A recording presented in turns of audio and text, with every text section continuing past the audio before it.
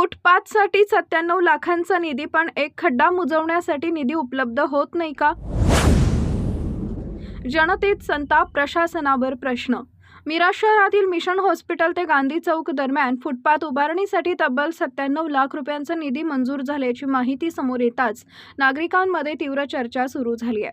शहरातील अनेक भागांमध्ये रस्त्याची दुरावस्था, मोठमोठे खड्डे आणि वाहतुकीच्या समस्या कायम असताना एवढ्या मोठ्या रकमेचा खर्च फुटपाथवर का केला जातोय, असा सवाल नागरिक उपस्थित करतायत.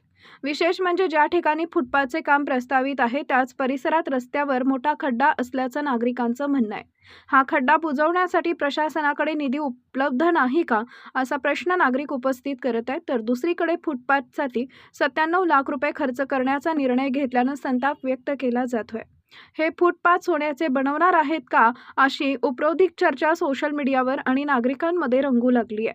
सामान्य नागरिकांच्या करातून जमा झालेला पैसा अशा प्रकारे खर्च करणं म्हणजे जनतेच्या पैशाची खुलेआम उधळपट्टी असल्याचा आरोपही केला जातो आहे. नागरिकांचं म्हणणं आहे की शहरातील मुख्य रस्ते आणि खड्ड्यांची समस्या प्राधान्यानं सोडवणे आवश्यक असताना प्रशासन फुटपाथ सारख्या कामांवर मोठ्या प्रमाणात निधी खर्च करत आहे. त्यामुळे संबंधित कामाची सखोल चौकशी करून खर्चाचा तपशील सार्वजनिक करावा, अशी मागणी नागरिकांकडून होत आहे. दरम्यान या कामाबाबत सार्वजनिक बांधकाम विभाग आणि संबंधित प्रशासन नेमकी काय भूमिका मांडणार, याकडे आता नागरिकांचं लक्ष लागलंय.